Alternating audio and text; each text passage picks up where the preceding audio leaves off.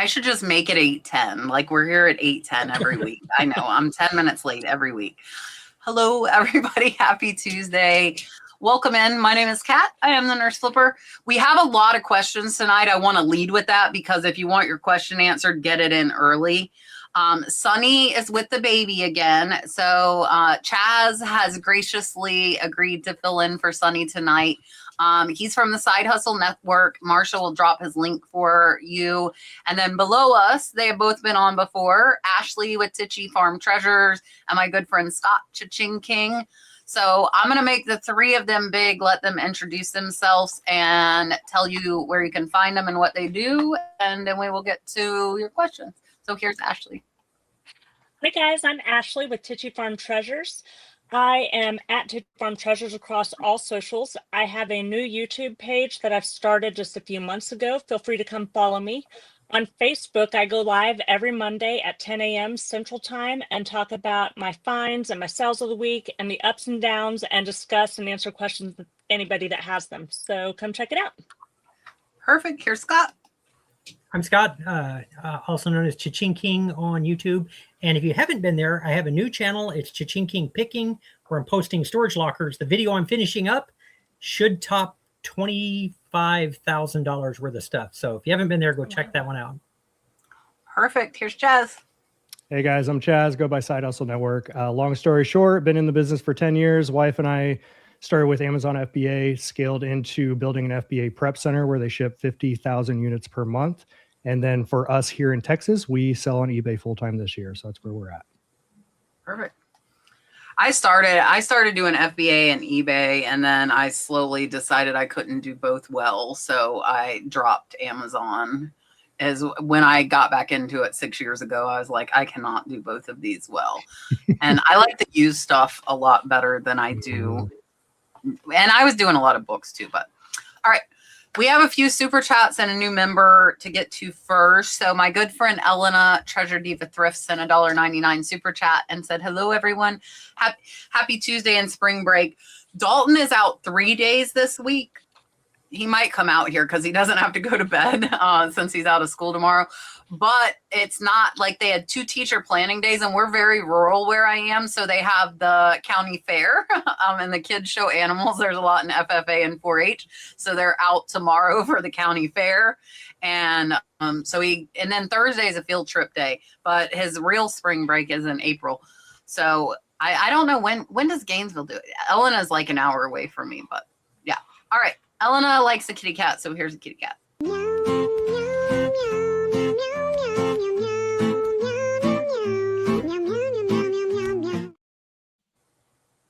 All right. So I'm not back to backing you with super chat videos. Hey, I had that too. Also, it's in a $1.99 super chat. And she said, what is a reseller eBay myth you kind of buy into? Like touch it and it will sell, algorithm theories. What do you believe is true? I think most recently the eBay myth that I've bought into is the ending and relisting. I did not do that for the first several years. I started doing that at the beginning of December, and my sales increased by 31% within 30 days. And I think that's a pretty big jump. And so for me, it's the daily ending and relisting. And I will continue to buy into it until it proves otherwise. I think for us, when you get in the store and you're active, that's when sales happen. So if you skip a few days without listing anything, pretty soon it starts to taper off and it picks. You list an item and all of a sudden that algorithm picks your store back up. I believe that one. I'm not sure that's a myth. I think everybody, but I saw it happen to me yesterday. So I'm right there with you on that one. I travel back and forth from Texas to where our Amazon Prep Center is up in Oregon quite often. So I usually, don't list as much when I'm up in Oregon, but the second I come back home and I'm on the platform, just doing all the things, listing offers, sales pick right back up. And I know a lot of people say you don't have to list every day, but just based on our own data, I know thousands of other sellers. It's definitely true. And I don't know if this is a myth, but I've noticed lately, if I'm actively sending out offers several times a day, multiple times I've sent out offers and somebody comes right away and purchases at full price. That's happened about 4 times over this last week. I have no rhyme or reason for it. I don't know what happened in the algorithm with that, but if you're not actively sending offers every day, big difference for us. I think last year eBay made up 60% just based on offers. So I've been doing what Chaz said. I've been doing what Scott said. I quit doing what Ashley said. I didn't believe it. Then I started doing it. And then I just said, I don't have the time to end and relist every day. And my eBay is sucking. You will see in my video tomorrow. Like, it is horrible. eBay is normally about 80% of our sales. And over the last week, eBay has only been 22% of our sales. Luckily, I've done 5,000 on Whatnot in the last week. So that has picked up the slack for eBay. But I don't like eBay very much right now. And it's crazy because Trish was here. We were doing inventory. She convinced me to do either free or flat rate shipping so that it would be found in Google more easily because they had a total price. I did that. Like, I've been marking all my new jewelry free ship, all the stuff that's supposed to get more views I've been doing, including listing regular, and my sales are in the trash. And it happens. And like I said, I'm lucky Whatnot has picked up the slack. But the crazy thing is it's 4 days in a row. So like, we'll get 2 slow days in a row frequently, but not 4. And today's day 4 of like less than half of our normal, like $65 on Saturday. And we average 500 to 750 in sales a day. So, I mean, it's like, for me though, I think that I halfway believe the touch knit will sell because, like, as we're going through inventory, I'm like, why is this still here? And then 2 days later, it'll sell. And we had I had big coral pieces. They're like 12-inch coral heads, and I had them in my bathroom. They were listed 2 years. One sold a week ago, and we actually grabbed the wrong one. And I said on my video, I'm like, oh, I have one left if somebody wants it. But before that video even came out, the second one, both of them in a week, different buyers for $100. And I'm like, so yeah, no rhyme or reason. But yeah, so I think if you touch it, yeah, because I mean, I could go touch 100 things. They're not all going to sell. All right. What am I going to do? I don't know. Let's do the mermaids. Here we go.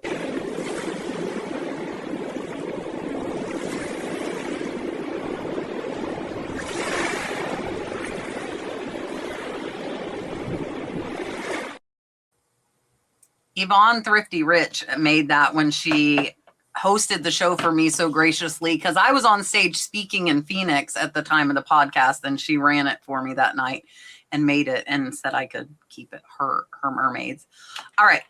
Alex also sent a $3 super chat. I'm going to do Sunny since he's not here. He'll be here in super chat spirit. Here you go.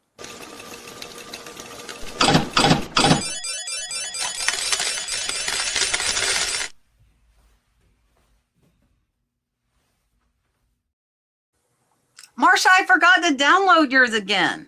Dadgummit. Gino made a Marsha Red Cardinal Treasures one, and I forgot.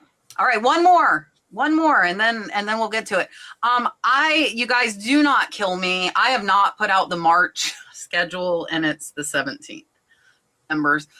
So I'll probably do every week for the rest of the month. I'll do the live store reviews probably next week, and we'll do live sourcing the next 2 weeks as well, and then live shipping. Normally it's only LaDonna comes in. It's LaDonna and us for live shipping. So I will get that out. I promise. It has been hectic with Trish here. We were doing inventory for 12 to 15 hours a day for 11 days straight. So, and we didn't even get through 10% of my store. Okay. It's going to take us all year to get this right. And I have somebody I hired part-time that's helping me do it, because what happened then that might be what's going on with eBay. Like, I'm doing it now, but for 11 days, I didn't do as much as I normally do, but we found lots of unlisted stuff. So listings were still getting put up every day. So I don't know, but I will get back on it. I promise. And here, this is my favorite one. It's for the new members. If you don't know, I do live store reviews. I do live sourcing where I source in your zip code for you, and then live shipping. So here's my turtle.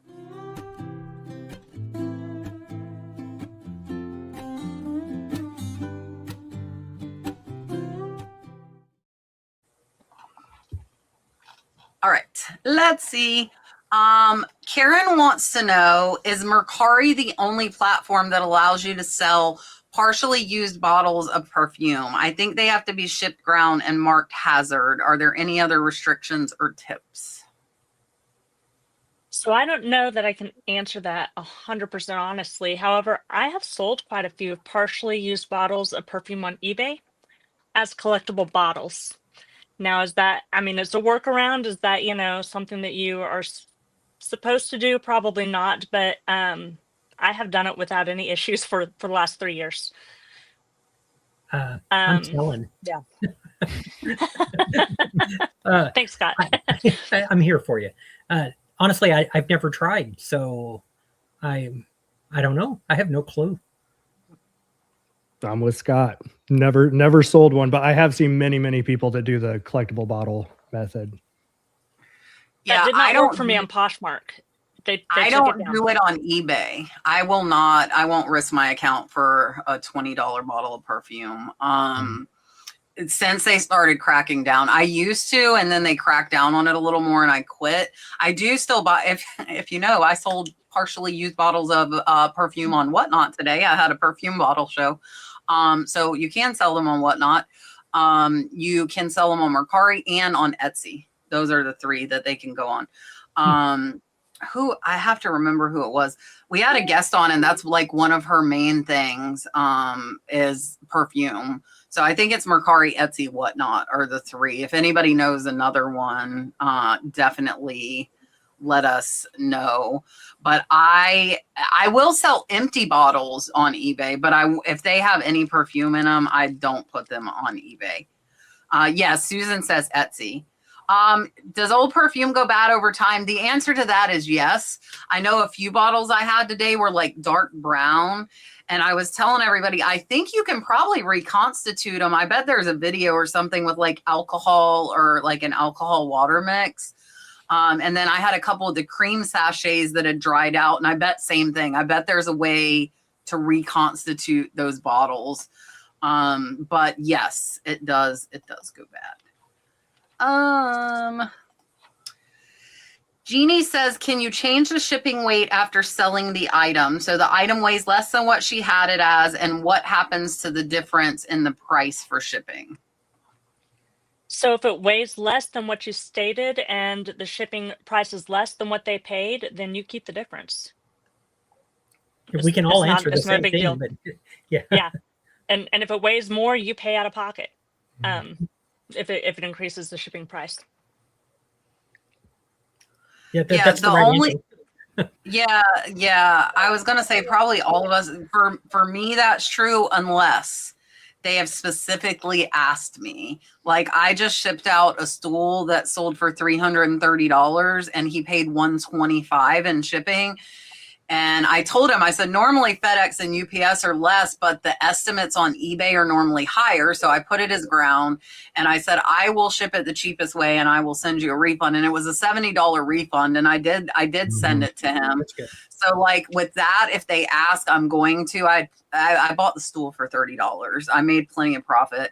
And then combined orders, again, if they ask or if I notice it's a lot, like if they paid $30 and I paid $5, I'm probably going to throw them back $20 because they bought multiple items and I want them to come back. If it's $5, I'm keeping that for shipping supplies. Mm-hmm. So that's my only exceptions. Let's see. Do you listen to any reselling podcasts that you could recommend? Well, you're listening to one now, but are there any other ones? Mine? No. I listen to a reselling podcast daily while I'm doing my listings. I mean, probably consume 2 to 3 hours plus a day of resellers. I listen to just about everybody. I was telling Scott earlier, when I was starting out, I think I've watched every single one of his and Kat's. And And I'm gonna start watching Chaz. I haven't seen any of his videos yet. J Ride Flips is another that I have watched that I've learned a lot from as well. But if there's a new video up, I'm either watching or listening while I'm listening. I didn't know anybody else other than Kat had a podcast. Tell you, probably the YouTube channel that I like the best, and I think everybody agrees, is Justin Resells. I think that I've talked to him. I do listen.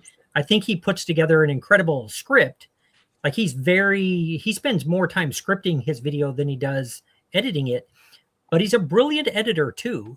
And so when you watch his, it's like watching a TV show. And his last one is what he would do if he was CEO of eBay for a day. Like, I would vote for him right now. Like, so if it's open to election, we need to get him in there. So, but his channel has really blown up, but rightfully so. Like, he's earned it. Absolutely. I don't listen to podcasts per se, but anytime I do about 2 or 3 hours of photos every day, and I'm listening to other people sold comps, just constantly playing in the background. I've been doing that for about 6 months straight. And you could just go to eBay or go to YouTube, type in eBay what sold. Pretty much any of those top 50 videos that pop up are all the ones that I just have on repeat all the time. And I say this every time, and I don't want to lie about it. I have not watched reseller content in probably over 3 years now. I just don't have the time. I would rather binge watch Netflix series or something like that when I'm listing on the couch. I will tell you though, like from the ones that are still going on from when I did, Buffalo Picker, Tommy is amazing. He's out of Atlanta and he does a lot of retail arbitrage and Amazon. So that's kind of a different viewpoint. Buck Mountain Barn is relatively new. I think Marsha, Red Cardinal Treasures, is actually on that podcast now. And if you guys, I know for like the comedy and lighter side of things, the Trash to Cash, of course, with Kevin, Dave, and Carrie. I don't know how much information, but if you want some lighter stuff, that one's a good one. And if you guys know any more, let us know. I just haven't consumed reseller content in so long. I'm totally out of the loop just for lack of time. And watching thrifting videos makes me want to go thrift, and I don't need to go thrift. So, yeah. All right. LJ says, I have some high-end artwork. Wondering if anyone has ever used Heritage Auction House in Dallas, Texas to sell items. If so, are they a good place to sell? And answer in the chat, too, of course, if you have. Happy St. Patty's Day, but I have never used Heritage Auction House, so I'm going to pass on. So I haven't had them sell anything, but I have talked to Heritage Auction House, and honestly, they're as reputable as it gets. So as far as whether or not you could trust them, I would. I've got a scroll that I'm probably going to have them sell. That because I don't know the value. I don't know if it's 30,000 or more. I have no idea. So, but that's the place I would go to. Yeah, same answer as Scott. Never personally used them, but being in the business for 10 years, I've heard many people have success over there too. And I do not know them. I think BK, you put in like I'll throw it up here real quick, but you said you had some question about brooches. So if you have questions, I know Scott in there, let us know your specific questions. And then Lena says, I had my first eBay policy violation. I had referenced a country in the description that is apparently banned within eBay a week ago. I didn't relist. Now my sales are non-existent. Do you think that's coincidental, or do you think it's because of that policy violation? I do not think it is coincidental. I've had one policy violation last year, and my sales plummeted for about a week and a half. And I just had to keep listing every day, multiple times. I doubled the amount of listings I was doing every day, and it slowly came back up to where it was. I can't tell you for sure, as nobody truly knows the algorithm, but I don't think it's coincidental. If you ask eBay, they're going to tell you that it's coincidental, because it's probably been 2 years ago, 3 years ago. I listed something I had no clue was controversial because I didn't know what it meant. Well, it was. And I got that little thing. They took it down. And my sales just dropped off a cliff for a week, week and a half. So yeah, no, it doesn't happen unless it happens to you. And then it's 100%. Yeah, it's definitely not coincidence. One thing I would do is go, because we've had similar situations where you get hit with one policy violation. Doesn't matter what it is or how bad it is. You will see those sales tank. Go into your dashboard under traffic. On your top, you're going to see performance. Click on traffic and then impressions. These are the amount of people that are seeing your items, and you're going to see that bar graph. Most likely, you're going to see a huge drop, and that's going to confirm.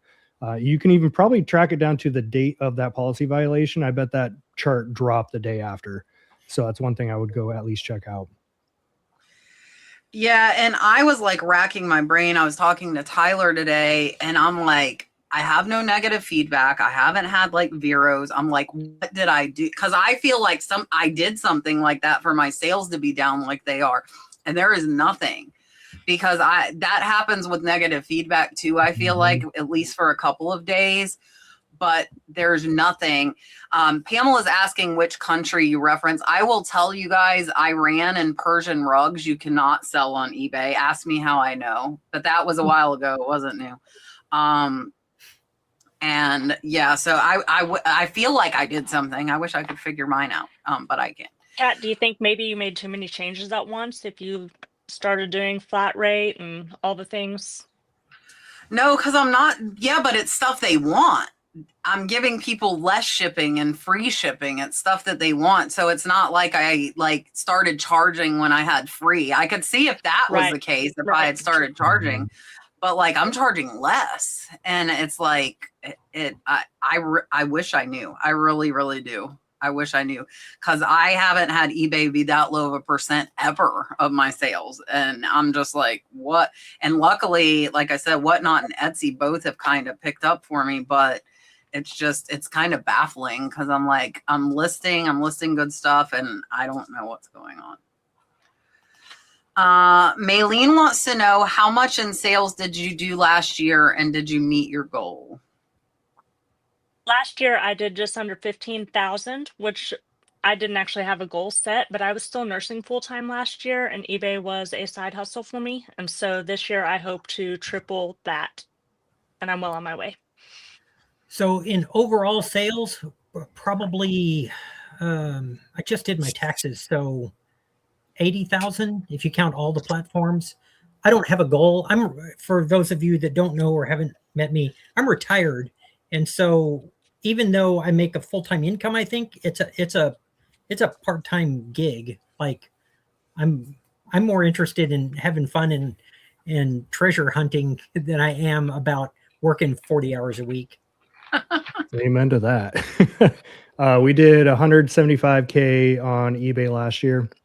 This year going for, and I will put in that 175K was on about 4 hours a day of work. So I'm right there with Scott. I do not ever want this to become, because we've been down this road with other businesses, I do not want it to ever become 8 hours a day out of necessity. It just sucks the passion out of why any of us started this. And we're on track with a big goal of hitting 300K this year. Wow. Obviously working a little more than 3 hours a day, but I'm only working maybe 5 hours a day just on eBay purely. That's across everything. The sourcing, the shipping, the listing, all of that has just been me. I'll be hiring out staff towards the end of this year too. Yeah, I did 160 on eBay, but between all the platforms, I think I was at like 350 or 400,000. And I would like to hit 500,000 in sales, is my goal. And I work every minute I'm awake. Yeah, Kat doesn't work 8 hours a day either. I don't. I work like 15. But I love it. But that's YouTube too. I do have a full-time employee, so I don't create the listings. I don't do the shipping, unless it's like crazy. If I have like a crazy Whatnot or whatever, I'll help her. I had somebody part-time, but her baby just came home from the NICU, so she's out. So we're back just as one full-time employee. But yeah, mine's between a lot. Like I have 2 YouTube channels. I have eBay. I'm doing Whatnot myself now, 5 to 6 days a week. And that kind of is necessity, because eBay's slacking and we're used to the eBay income. Now, if eBay was really high, I would probably lower some of the whatnot sales to give myself a little more free time. But yeah, so my sales, I think they were right at even between 2025 and 2024. And hopefully this year they will go up. But my payroll lessened and I went through a bad divorce. So I had a lot going on and it was just absolutely hectic. So hopefully this year will be better. Oh, here's a fun one. If you started a new YouTube channel besides reselling, what would it be? It would probably be Titchy Farm related, which is what I started out doing before reselling, raising silky chickens and growing microgreens and selling those. And I did that for several years, and I'd probably do a YouTube channel on that if I were to do something different. I mean, I have the channel, which my main channel is really tutorials. I teach people how to do, how to use the eBay platform. My other one is storage lockers. If I were going to just completely shift gears, I've been a woodworker for 30 years and I build high-end furniture. So I'd probably do something in that vein, so something like I've known the Wood Whisperer from way back. I'd probably do something like that. Mine would 100% be fishing. If I can go out and fish and make money doing it, that's a dream right there.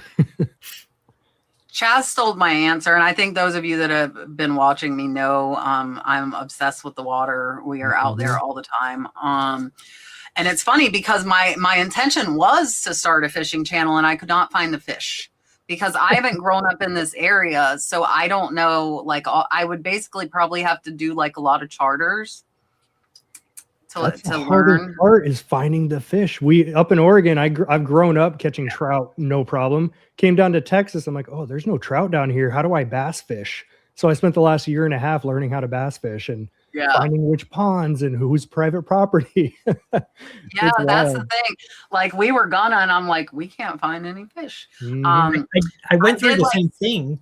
I wanted to be a guide when I grew up, and then I moved from Minnesota to Texas. I couldn't catch anything, but now we're fishing down here. I've got a tank on my property, and that's 11 feet deep. And so, a lot of days, I just quit listing. I go outside, I go fishing. Oh my God. And I'm going to Scott's house. I'm telling you, I've got bass in there that are 10 pounds, and you could cast across my tank if you wanted to. You're only 2 hours from me. I'm coming up. I got bluegill that are well over right a pound. there for his fishing channel. Got my secret spot. I could be an alligator wrangler. I'm not scared of alligators at all, and I can find the scallops. But I mean, scallops the same thing every single time. They're in the grass. You go, you find them. There's that. That would be a very boring channel. Yeah. So yeah. And we. I don't know, Ashley. I don't know if you heard. So my employee took all my grown chickens to her mom because her mom has a lot of land like I do. And Dalton and I have ordered 9 guinea keats. So y'all might hear me screaming at guineas. We got 4 turkeys and we got 9 chickens. Babies, though, because I want to hand raise them because ours were older. We got them grown. They weren't that friendly. And we're going to raise the guineas, the turkeys, and the chickens together and let them hang out. So that'll be fun. Before I did this, and a lot of people know, I actually sold rare hatching eggs on eBay for over $100 a dozen. And I also sold quail eggs. So I hatched over 100 chicks a week. I had commercial incubators, and I've hatched turkeys, chickens, ducks, peacocks, emus. I hatched some emus. That was kind of fun. But the thing is I don't want to resell things that eat and take a lot of care, because the first thing I sold on eBay was plants, but that's the same thing. You have to water them, you have to take care of them. We're freezing tonight, all of that stuff would have to come in. Guineas are very, very noisy, but they are better than watchdogs. My ex-husband made me get rid of them because they like to squawk right outside the bedroom window. So yeah, hopefully they'll be taught, but they're so pretty. I feel they're so exotic looking. I think they're cool. So we'll see. If I can't tolerate them, they'll go, but I think the turkeys are noisier. I love My turkeys are noisier than my guineas. Turkeys are so friendly though. Turkeys are like dogs if you hand raise them. They will follow you around like a puppy dog. Like we had a Tom that was like that, and he was just like so friendly. Wherever you went, turkey's following you. So that's why I want to get them all as babies, but they're coming in a week. We will have all the babies in a week. All right.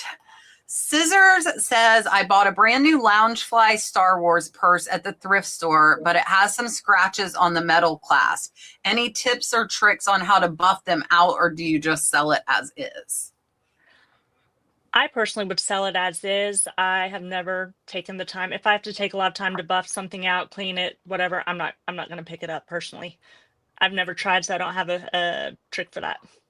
The problem is at Loungefly, a lot of their buckles and things are plated. So you could actually make it worse by trying to clean it. If it's solid brass or stainless steel where it's not plated, then you could just use any metal polisher, but you got to make sure you don't get the polishing compound onto the leather or the fabric, or you'll ruin it that way. I'd sell it as is and move on with your life.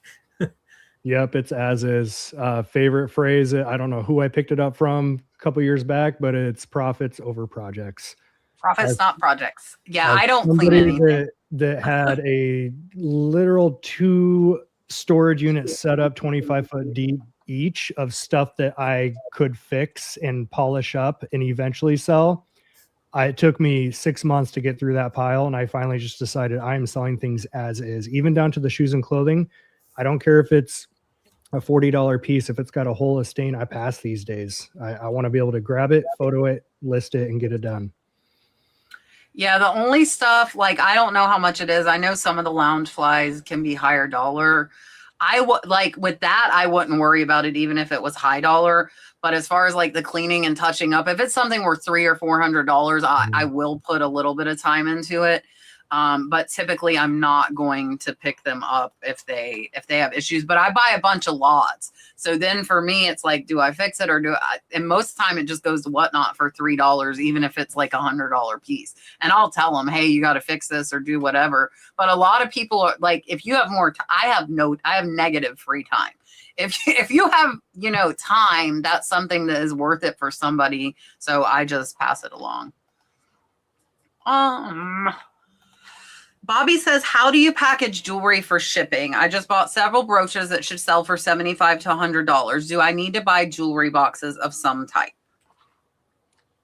I do not sell a ton of jewelry, but the jewelry I've sold, I have used jewelry boxes. I actually lucked in. My shop is on Main Street, and there's several businesses, and somebody threw like a huge bag full of jewelry boxes that were empty away in the dumpster last year. So I've used those for free all year long. But if it's $75 to $100, I'm buying a jewelry box for one. I'm going to ship it in a box. If you're talking a $20 sale, probably not. That's just me. So I recently picked up 2 banker boxes full of like really good jewelry, in the $500 to $1,000 a piece price. I got on Amazon. I ordered a bunch of boxes. I spent $50 or $75, and I've got enough for the rest of my life. So just buy some boxes. It'll be worth it. Yep, those $75 to $100 price points. I mean, you're paying. I don't know how much jewelry boxes are, but I carry. So we sell a fair amount of small beauty items for some clients. And so those I usually will get I think it's a 6x4x4, just a little box. And we pay 25 cents each. So definitely worth it to make that investment.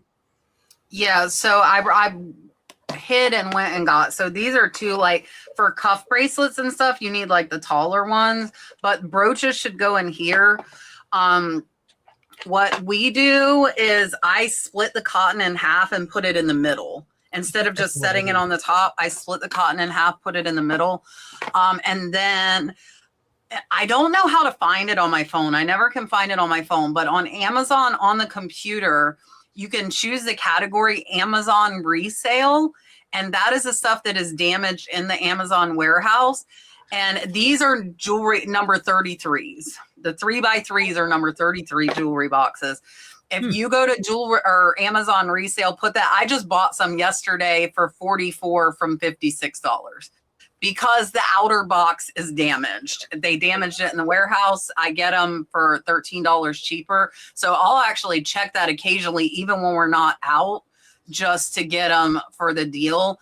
And then I found these recently on Amazon as well. I can find the link for you guys if you want it. These are only 30 cents. So these are actually just as cheap as a poly bag. And so even our cheap jewelry now goes in these boxes versus a poly bag because they're the same price. They're 30 cents. They're foldable. And yeah, and because I do a lot of jewelry, I do 150 to 300 pieces a week on Whatnot. We don't, now I will tell you, so if it's $50 and up, it goes in these. Like it'll go in that.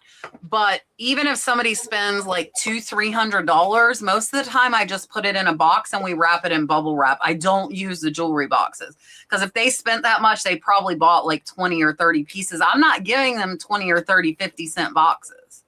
But we'll wrap it in bubble wrap and put it in a box. So yeah, my price point for putting it in that 50-cent box is $50. And we use the little foldable boxes now instead of the poly mailers. It's a jewelry night. Where is the best place to learn about maker's marks on a piece of jewelry? And she said, sending prayers for Sonny's happy there. He's with them. They're working towards getting baby Mateo home. So it's not a bad thing tonight. It's a good thing. They're working on getting the baby home with them. As far as the best place to learn, for me, YouTube is the best place to learn anything. If I get a piece of jewelry and I'm not familiar with the mark, I take a good picture of it, even if I have to use a loop with my camera up to it, and I'll reverse Google search with the image, and then I'm on YouTube learning everything I can about that marking. I think it depends upon what the jewelry is. So we ended up with a lot of Native American jewelry, and it really depends upon the group, but some of the Facebook groups are positive. And so like this time I worked with, is it GIA? Is that the people that do the appraisals? Anyway, a GIA appraiser, her name is Jessica Ann Goodwin. For the gemstones. Yeah. Well, they do other stuff. But anyway, the lady I worked with, she appraised all of my jewelry for me before I listed it. And her name is so well known that when I listed it at the prices, she's like, one of the necklaces I had sold for $2,500 because she said it was worth $2,500. And if you watch my video when it comes out, Melody and I guessed it was somewhere around that $40 to $75 range. So but check Facebook groups, especially if you know that you've got Mexican jewelry, you know that it's Native American or Southwest, then there are some really good groups. Just check and make sure it's positive before you start posting anything. I know nothing about jewelry. I'll start with that, but I have learned many categories I knew nothing about previously, and I would face it the exact same way. I would start on the platform itself. I would go to eBay sold comps, just pick out whatever you type of jewelry. It can be a bracelet, whatever. Start with the broad keyword, go to your sold comps, and then you're going to set the minimum price on the filters to $50. Now you're going to see all the used jewelry and also the used condition as well. Now you're going to see all the used jewelry that sells for at least $50. Now you can start making yourself a list of all the brands, all the nuances that are involved with that. And then I would go on to ChatGPT. Recently I switched over to Claude. Highly recommend it. And then I would just start running it all through ChatGPT and learning as much as you can about each individual piece, each individual brand. That's how I learned the men's clothing game in the last 2 years. I knew nothing about clothing. I was strictly a collectibles and electronics and shoe seller for many, many years. Moved down to Texas. None of that's here. So I had to learn clothing because it's everywhere. And that's the exact same way that I faced that. I actually went through this recently. I had a consignment client hit me up. He's like, hey, I've got this weird belt. It might be worth about $250. Do you want to sell it for me? I'm like, sure. It's 50-50. And it was weird lizard skin design, sterling silver, and all this kind of great factors involved with it. So I did exactly what I mentioned. I went to eBay, looked up Edward Bolin was the brand. I looked up, okay, here's what the belts sell for. They go from 50 to 1,000. How do I know what I have? So then I went to their website, the brand itself, will look through all their inventory and try to learn all the nuances. Why are some pieces are $1,000? Why are some only $50? Ended up selling that one for $1,400, all because I just followed that exact same protocol. Yeah. So for me, I like Google Lens to try and identify the specific piece. It will pick up probably 75% if it is branded.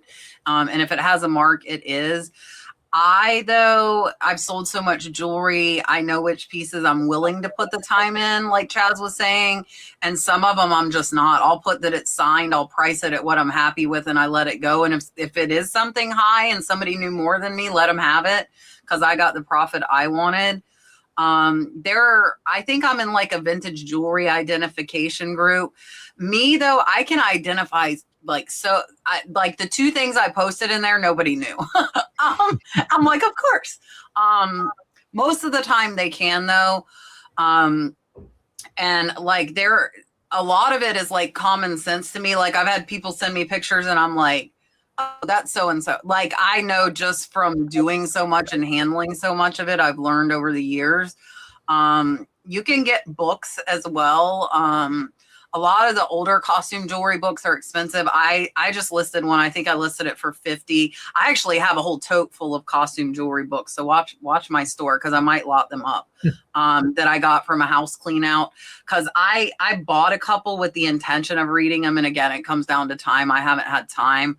But I've done enough of it that I know for the most part what's worth my time to spend that time and effort to go into it and look into it and figure it out. I have a bunch, Marsha, you should come. Elena's coming Thursday, but you're not off till Friday. So yeah, you can get, if you have the time, books. George, the Antique Nomad, is like a big advocate for books because then you've got photos, you've got illustrations. Watch different jewelry channels. I don't know if Margaret's still doing a ton, Texas Gal Treasures, but she did a lot on jewelry identification and things like that. So yeah, there's a lot that, like, I've been doing it years and I like almost every lot I find another maker that I don't know. Like it's unlimited. It's not unlimited, but it is. BK wants to know, is there anyone that can help her get up to speed on Christmas stuff? So she wants to include it as a part of her inventory, but she's still a newbie. So this is almost, I feel like Chaz kind of knocked this on the head though with what he just said. Put Christmas, like I've done Christmas videos. So if you do what he said and put Christmas, like just Christmas, and put that in the search, go to sold. This is how I do my research videos, but I don't just put $50. I sort from highest to lowest. I want to know what the top dollar are. So go in and look at the solds for just the word Christmas. I'll do it for categories too. I will do the same thing for categories. I'll click a category and I'll look at the solds, filter high to low, go through it. Making all my research videos over the years has taught me so much. Like I just did one tonight that's coming out Sunday on stools because I just sold a little stool for $300 and there are stools selling for thousands of dollars. And I'm like, I would have walked past it at the thrift store for $5 if I hadn't have done that research video I just did. So that's what I would suggest. I know I have quite a few Christmas research videos. If you prefer that, you can watch. I did like just Christmas. I did ornaments. Like I have a lot of Christmas research videos on my channel that I've done too. Marcella found her first jelly cat. It's a retired bunny. Does anybody else look for the jelly cats? I just heard about jelly cats a few months ago, to be honest, and it was on a YouTube channel that I was watching while I was listing. I had never looked out for them before, but now I kind of keep an eye, but I don't go specifically looking just for jelly cats. I don't know what a jelly cat is. I did find a box of jellies. You remember those shoes from the 80s? Oh, I love jelly shoes. Yeah, I had a whole box of those, but I don't know what a jelly cat is. It's the new age Beanie Baby. It's a brand of what? Plush stuffed animal. Oh, okay. It's the new Beanie Baby boom. I only know about them, and that. fortunately, as owning an Amazon specific prep center, Amazon sellers are great at catching early trends. because Amazon is where you get top dollar for all the resale stuff. So we had thousands of these things roll through our prep center. We prepped thousands of them, and I had to go do my own research. Why the heck are jelly cats? What are these? Why are they blowing up? And my mom has gotten into Mercari in her spare time, and she works at the warehouse up there in Oregon full time. But in her spare time, she goes to the bins, and she started finding these retired jelly cats, selling them for $60, $70, $80. Wow. It's wild. So because of my mom, now I look through the plush. I don't sell a lot of plush, but I do find the jelly cats because of watching what my mom sells them for. Yeah, so Kelliam says, I saw it in Kat's last video. I had 2 jelly cats in my last research video on plush that sold for over $1,000, and they were bunnies. They were rabbits. I've only found 1 jelly cat in the wild. Elena is here locally where I am. She says she can't keep them in stock once she lists them. She finds them a lot. I'm just not, well, and now I'm not thrifting anymore. So I'm not really, there's not much plush on estate sale auctions. Not much. Yeah, see how much? $10,000. Wow. Welcome to Jelly Cats. I like those better than I do the jelly shoes. Right? Wow. I had no idea. And you'll know when you feel one. They're really high quality. You'll know when you feel I one. knew the one I found, I was like, oh my gosh, this is so soft. And I knew the brand from watching others what solds at that time because it was a few years ago. And I'm like, it's friggin' jelly. And I just touching it was like, man, this thing is soft. Yeah. And you'll see a little turquoise tag that's attached to it. Yeah. And I got mine for $1. Mine sold pretty fast. I'm going to preface saying this question with none of us are accountants, and the accountants are the best ones to answer this question. I'm also going to preface it and say I hope you're not talking about from last year, because if you didn't keep really good records, you're going to have a hard time. So some of us, we can go around and say, what can you deduct from your taxes as an eBay reseller? So everything that you do in your business, you can deduct off of your taxes. I deduct the space that I rent for my inventory that I'm in right now. I also deduct a part of my home where I store inventory and work when I'm at home. Parts of my utilities, parts of my internet, my cell phone service, the vehicle that I use to go sourcing and pick up things from estate sales, and the list goes on and on. So I do really recommend that you get with a CPA and somebody who knows what they're doing on the reseller side when you start filing taxes as a reseller. You know, the goal with taxes is you want to pay what you owe, and you don't want to pay anything that you don't owe. And I'm if you're wanting YouTube advice, Not Your Dad's CPA is the one I would tell you to go watch, because he's a reseller and he's a CPA who does taxes, and he could answer with some authority. We could all tell you what to do, and we could all be wrong, and it could all vary from state to state. It could all vary based on how you have set your things up, whether you're doing a cost basis or accrual basis. So first, don't take your advice from the YouTube people like me. Like that'd be the biggest mistake at all. My advice is don't listen to me, and you should be okay. Yeah, pretty much what Scott said. By definition, it's anything that is required to run your business. That's including the mileage on your car. I don't know what this year's rate is, but usually it's 50 something cents per mile. Unless you do the vehicle. So I switched to the vehicle 2 years ago because I do my truck payments, all the maintenance. You can either do the truck or the vehicle and the gas, or you can do mileage. You cannot do mileage and gas. So especially gas is shooting up again. So we're doing gas and vehicle expenses and the vehicle payment. I want to give a shout out to real quick with this question to my reseller Jeannie. Extremely affordable, guys. The highest plan, I think, $20 or $22 a month. I have a code, the Nurse Flipper, if you want to try it. Listen, I've been saying for years, I've been talking about them years. I pay an accountant every month to do all of my books, but I don't know what I should about my business. So I finally, this week, I downloaded or got my account to my reseller Jeannie, hooked up all my accounts. So I'm hoping next week to show you guys, because I got to try and kind of figure it out. But it's cool because it shows like a line by line ledger. Here's your sales, here's your fees, here's your shipping. And it automatically imports. And they just added Whatnot. They are the only software that has Whatnot. So like now I can see every single Whatnot sale. It imports eBay, it imports Posh, it imports Mercari, and it will spit out the reports you need for your taxes. And it's only $20 a month for the highest plan. So And they are super nice people.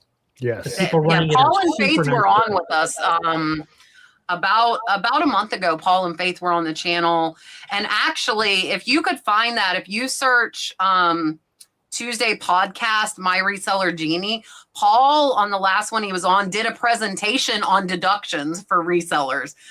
We did it right midway point of the podcast, and for about 25 minutes, Paul gave everybody presentation on reseller deduction.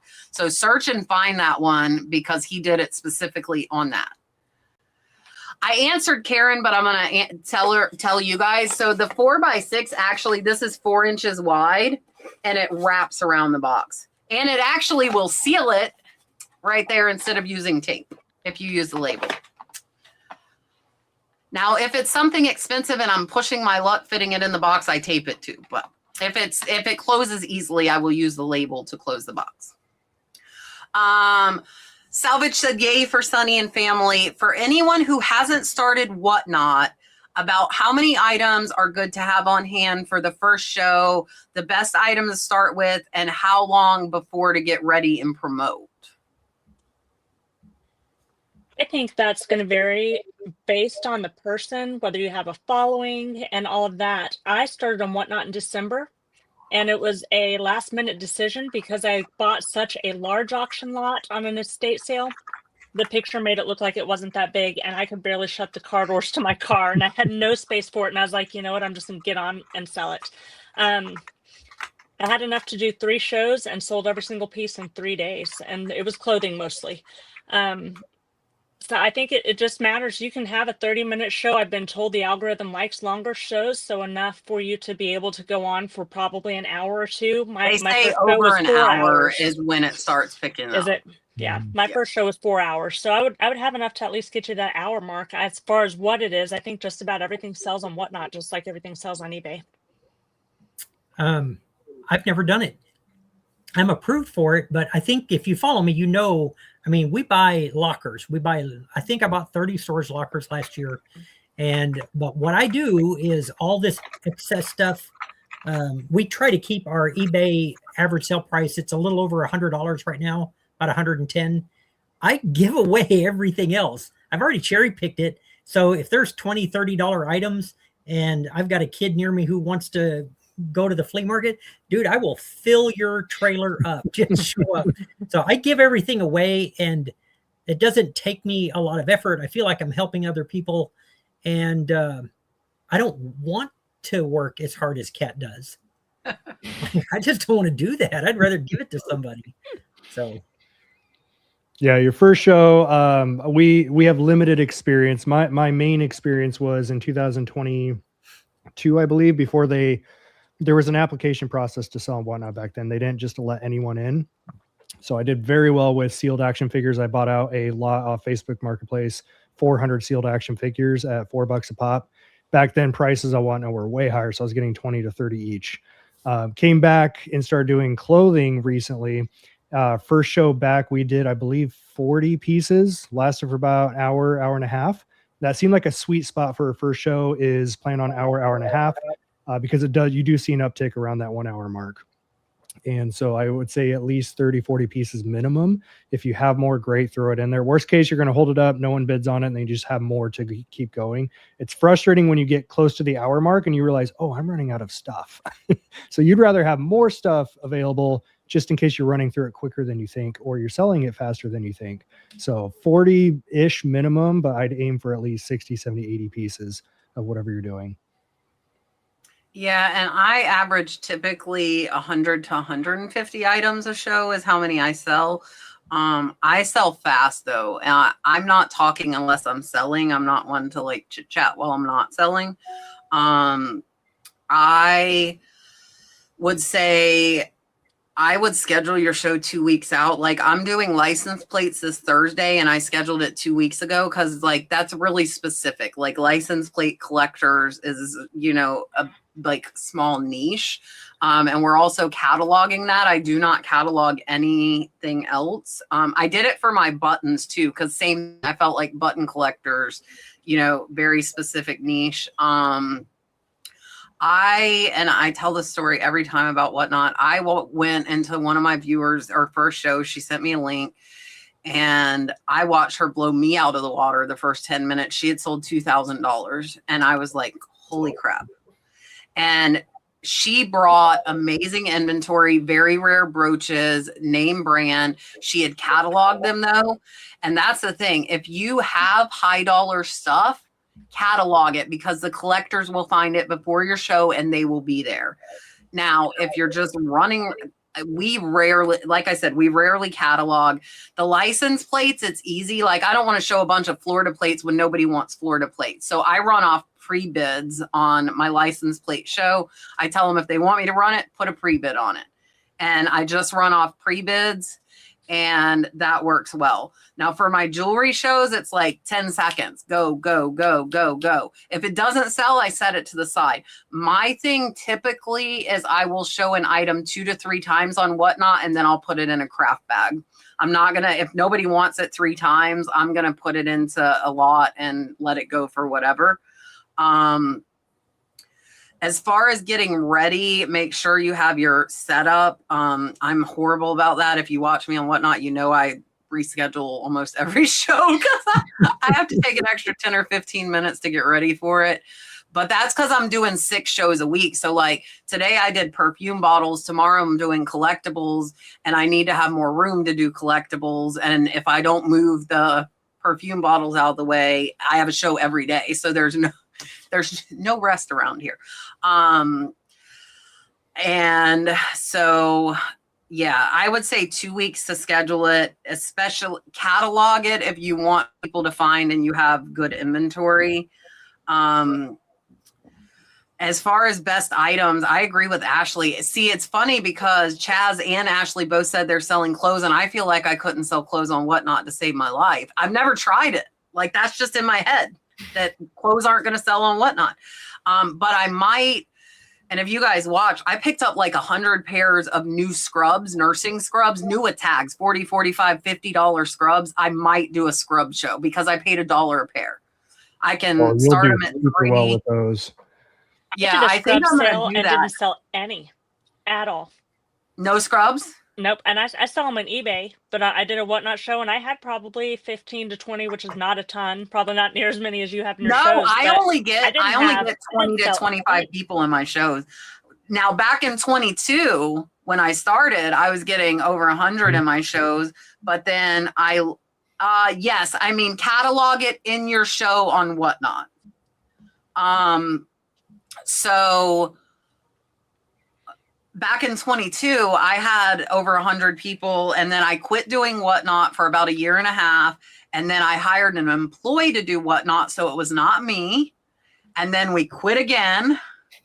And then I started back up with me again. So it's almost like starting from scratch because I've been inconsistent with it. You know, now I'm there 5 or 6 days a week, but I've only been doing that since like January, late January, early February. And I'm getting like some shows only have 15 people, you know, so, but all you need is 2 that want the same thing. Yeah. And I will tell you, and my last jewelry show was insane. I did $2,000 in 2 hours and I had 3 people that like the same kind of thing. And I will also I pulled out, and anybody who knows me, if I show you it, I'm running it. It does not matter what the heck it is. If I put it in front of the camera, I will run it. Luckily, I looked at this before I put it in front of the camera. I had an 18 karat gold bracelet, and I go through all my jewelry before I put it on Whatnot. I missed it the first time. 18 karat gold Malore Italy bracelet. And I said, guys, I'm not showing you it. I'm pulling it. I'm very, very honest. I said, I'm not. I said, if I would have showed it, I would have ran it at $3. I keep my word. If I would have showed it, I would have ran it. I did not. I caught it before I showed it. And I had a customer in there and she said, what do you want for it? I looked it up. Melt value was like $450 to $500. This lady had bought a lot. I said, I'll take $400 if you would like it, because she had spent so much with me. She said, okay, I want it. And I put it in, ran it for 400. She bought it. Nice. And I knew the prices were high. So I naturally will grab better stuff. I'm starting it at $3, but I know, like, you have to have the feel of your audience for what you're going to put in front of them. Mhm. Like, if you're getting one bid, I don't go put your best thing up there, because I've had $100 stuff go for $3 and I'm cringing. I'm like, guys, this is worth, like, and if I know, I'll tell people. But I had a $150 figurine a couple weeks ago that I didn't even get a $3 bid on. Luckily, I caught it after, and it will not be back on Whatnot at $3. It is now listed on eBay. But okay, so Kristen's saying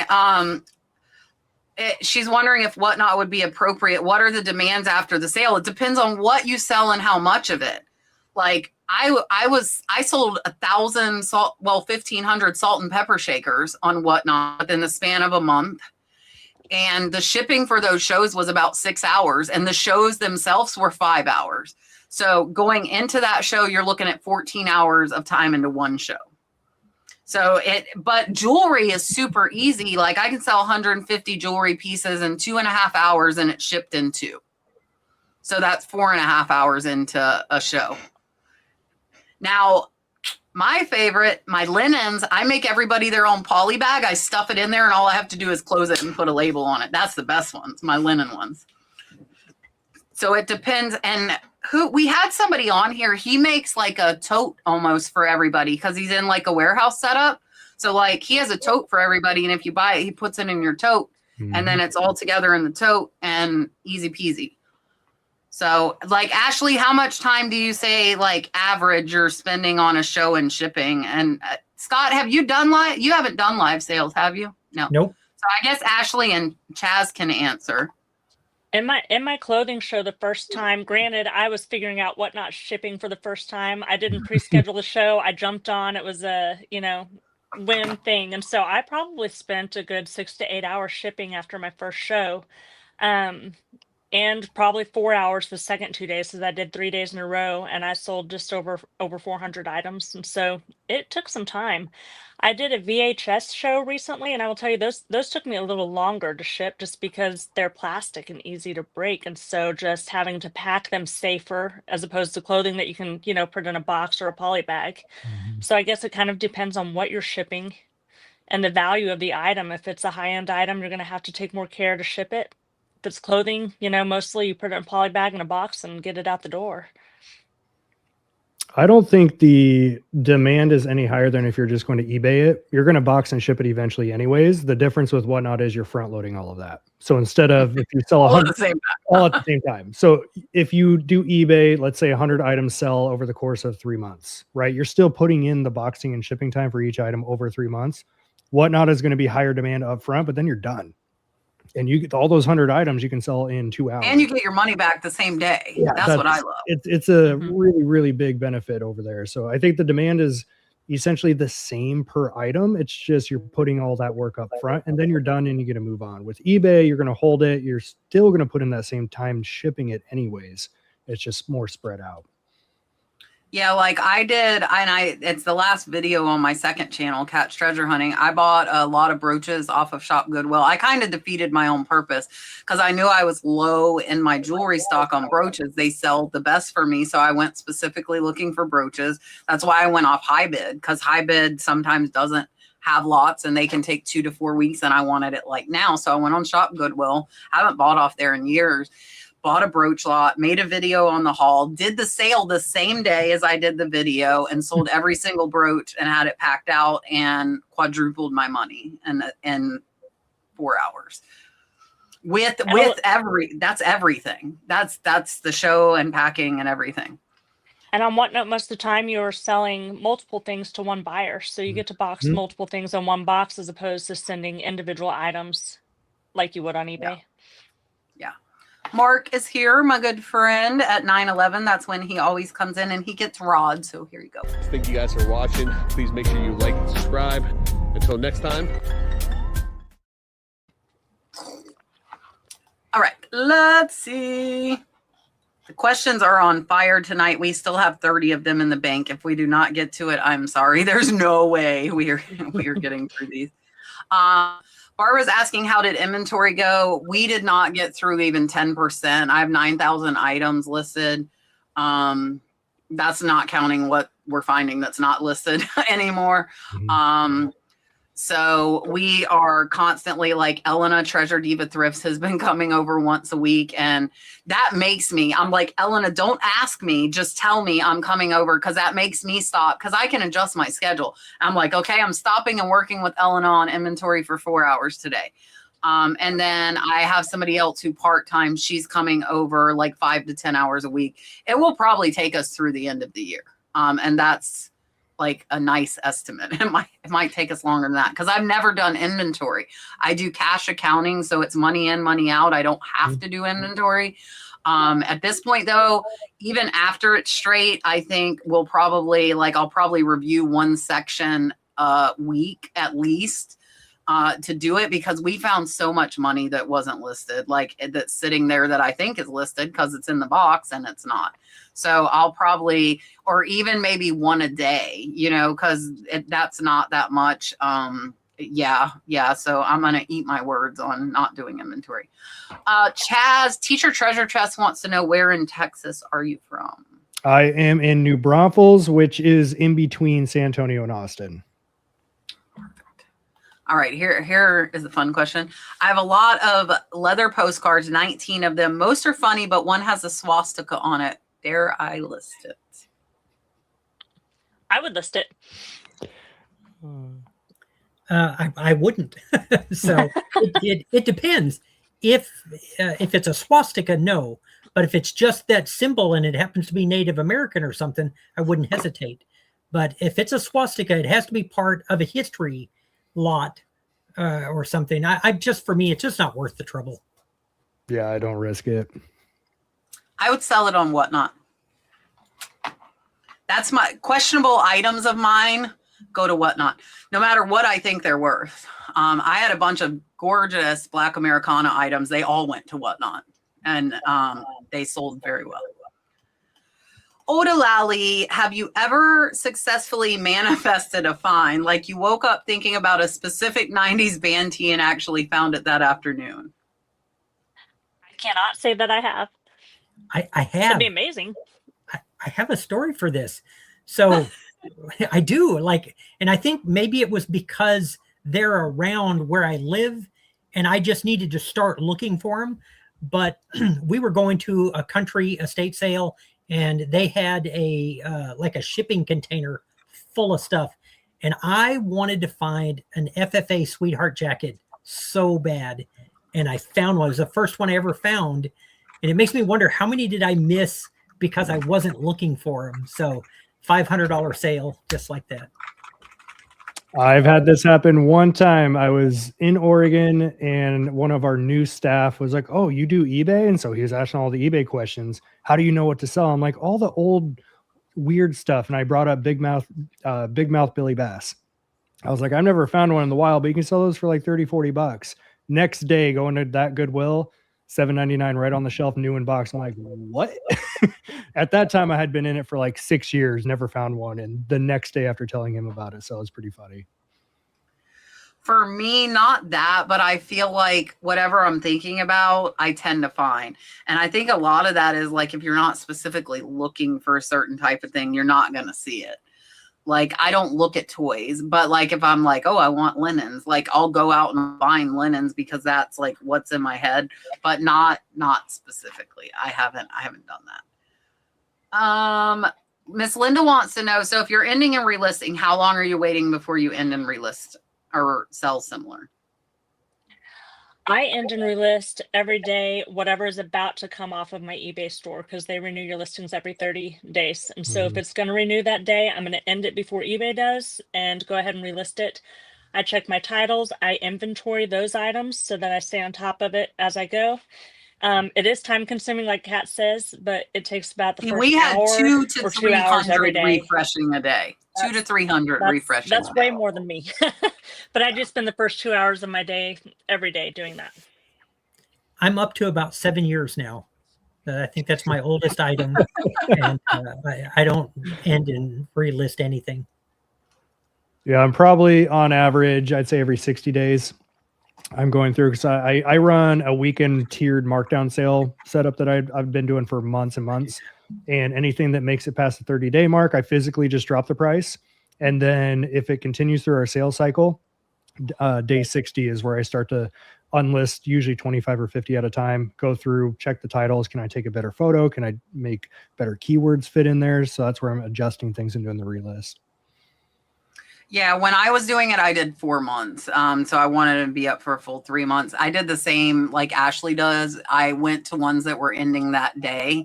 So they were already gonna, roll over. But I quit doing it because I want to be able to do the time sales like Chaz was saying. And if you end and sell similar, you no longer have your original listing date. And I've decided I want to keep my original listing dates. And so I've stopped doing it at this point. One permutation, offer ground advantage priority. Both are another shipping service. I offer both on some listing, but I realize the order I put them in my listing determines which ship price the customer sees. I do ground advantage only for the majority of my items. If it's a larger item where they're going to get cheaper shipping on UPS, I will add that. If it is a high-end item, I will add priority. I do agree. The order you put it in is the way that they see it. I had a client recently ask me to ship UPS because it was going to be cheaper, and I stated that it was listed. He couldn't even see it. Found out that since he was on his phone, you have to be in. To find. Yeah, he said once he was on his computer, he was able to find it, but on his phone, he wasn't even able to find it. And so you want to make sure you're listing the cheapest or the best option for you at the top. I do ground advantage almost for everything. If I get an item that's several $100s, I still put ground advantage on everything, but I'll bump it up to priority because I normally have enough baked into the price that the shipping isn't that big of a percentage either way. And as far as people that request UPS, I live so rural that for me to go to UPS, I have to leave town. So it's like a 40-mile round trip for me. And if it's an expensive item, I don't care. They actually have a store. I could go to a Starbucks or something when I get there, but no, normally I don't do that. Yeah, same here. Ground advantage for pretty much everything. Yeah, I put ground advantage on everything. That's my default. At Christmas time when I was listing, I was adding priority as a second option in case people wanted a little bit faster. And some of the items I do, because I do some small furniture and stuff, they're too big for ground advantage and priority. So those I list with UPS or FedEx, whichever one is cheaper. I see a super chat. Sarah sells smalls by the seashore. Not really. Thanks for the wisdom, the myth, the legend, Chachingking. And she said, thanks, panel and chat. I'm going to do my octopus. Here you go.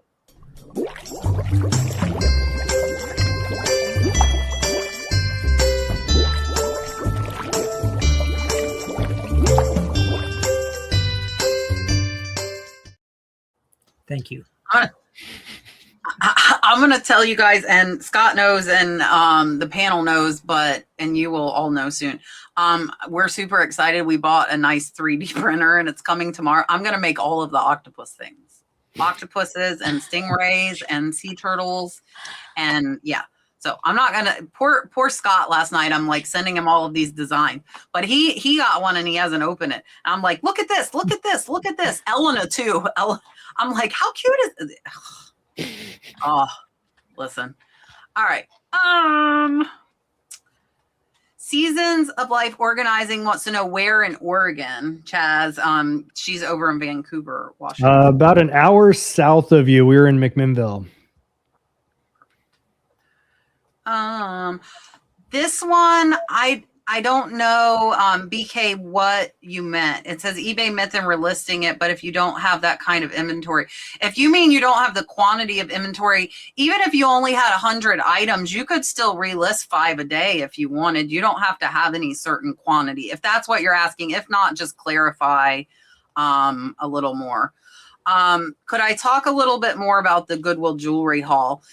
There's not much to really say. I haven't shopped on there, like I said, in probably about 3 years because the prices did go up. A lot of people blame me for that. I made a Shop Goodwill video, but I don't have that power. I love how people think I have this power that I don't have. But I went on there, like I said, I was specifically looking for brooches because a lot of my estate auctions that ship might take weeks to get to me, and I knew I needed brooches faster. Most Goodwill ship faster. Some of them are slow. I learned over time. So I went and I just put brooch and I searched for ones that were ending within the next 4 hours. And I only ended up with 1 lot. And I think I probably put 15 on and they just went too high. For me, I don't want to be more than $2 in per piece. I think I ended up on the brooch lot at 68 cents a piece, because I do $3 starts on Whatnot. I got lucky. I did not know I had $150 sterling brooch in that lot. I had $100 brass brooch in that lot. And then I also had a $75 vintage rhinestone brooch in that lot. So I had $300 in 3 brooches, and I paid, I think it was 78 for the whole lot. So it's really just a lot of time. Most of them are going to go too high. They go absolutely ridiculous. And a lot of people after my auction video, it's a lot of time and a lot of work, guys. It's not easy. I spend like on a single auction, 10, 20 hours looking through their catalog, researching the items, but I'm spending $3,000 to $5,000 an auction. So I'm not going to just, go and bid. So it's a crapshoot. It's gambling. It's why I like doing reselling. But I figure if I'm $1 in per piece, you could at least get $10 for almost every brooch. Lot up 5 of them for, $35. Get $7 each. You paid $1. So for me, most things is how many items are in this lot, or approximately. And so if I think there's 500 items in there, I'll go up to $500 because I'm $1 in an item. But it takes a lot of time. I have a lot of experience, so my eye is pretty good. So I get lucky more than most people do, but that's because even if I didn't know I saw it, I probably saw it, if that makes sense. So that's been with time. In the beginning, I had a bunch of crap lots, but again, you can sell jewelry craft lots, and 9 times out of 10, if you didn't overpay, you're going to get your money back, is the nice thing. Just don't overpay. That's my main thing. I want to also say I have bought several Goodwill lots and Salvation Army lots off of eBay. If you get in there and type in Goodwill, Yeah, a lot of the Goodwill stores are sell directly also on there. selling directly on eBay as well as Goodwill.com. Yeah. Meredith says, if I go on vacation mode for a month, what's the best way to keep my store active or not lose momentum? I can't say that I've ever gone on vacation mode, much less for a month. I would guess that if I were in vacation mode and I weren't listing every day, I would just try to end and relist while I was on vacation if I wanted to keep it active and keep some momentum going in my store. I'm not really sure how I would do that. You know what I would recommend? Because I'm retired, and I've never taken a month off, but I have taken 2 weeks, which seems surreal to take that kind of time off. And you know what? Take the time off, and when you get back, go to work. The time, yeah, it'll probably, even if you allow sales, if you don't list for a month, it may taper off some by the end. Go back to work and get in. You're not going to get punished long term for that. I would say enjoy your month and go back to work when you get back. That was literally where my head went. Last end of summer, going into late fall, we actually left Texas, closed up a house here, and then we actually went back to Oregon and just enjoyed 3 months up there. So that we had somebody shipping a couple times a week here, but same mindset of instead of trying to freak out on how much should I keep up with listing every single day while I'm on vacation, that just what Scott said. We just said, screw it. Let's just enjoy the time. eBay, the beautiful part about any online platform, it's going to be there when you get back. And you can make it go boom the first 2 weeks you're back and getting active again. But if you want tangibles, obviously list every day if you can, do the end and relist. Just stay active inside the platform itself. But if it's the sacrifice of you're taking time away from whatever your vacation is, it's not worth it. In 10 years, not going to reflect back like, oh, I wish I would have had more sales during that 1 month vacation. It's not worth it. So like Scott said, the best thing you could do is just hit vacation mode. If you can list and you have free time, cool. If not, go enjoy it. Yeah, I'm like, me and vacations don't go very well together because I never really relax. So for me, well, for one, I have a full-time employee, so my business runs just like it does if I'm here. So I don't ever have to put my store on vacation mode anymore. When I did, I think the longest I did was like 10 days, and up to 15, you can leave it on, and still take sales, which is what I did. But if you're on vacation mode, you can't keep it active because all your listings are hidden. But when you get back, if you hit the ground running, it should pick up pretty fast. For me, and I say it all the time, and like it's the I'm very much a workaholic. I've been like that since I've had 2 jobs since I was 14. Like this is just me, no matter what I'm doing. But like our vacations, what I do, I normally wake up before everybody else. So I would like do some listings before everybody else wakes up. So it's not really taking away from what we're doing. And then we'll go out, do our thing, do whatever we're doing. And I might do a few more at night. So I do halfway behave and do it in the morning. And then like we went to Georgia to the mountains. We went hiking. We went to the state parks. We rode the train. You know, that stuff, when we're doing that, I'm not listing. But I do just naturally wake up early, get it done while they're all sleeping. And that way I feel okay because I list, 10, I can list 10 items with a lot of research in like an hour on 6 different platforms. So that's what would be my goal when I was out. But there's no active or not losing momentum if you're gone more than 15 days. Your store is gonna be stopped. What did I just want to put on here? I had it highlighted. Oh man, I lost it. All right. MC Han said, I am about to use List Perfectly to cross post, currently selling on eBay. What, if anything, do you do for time away vacation mode on other platforms? Can or does List Perfectly bulk pause? I do not know the answer to that question.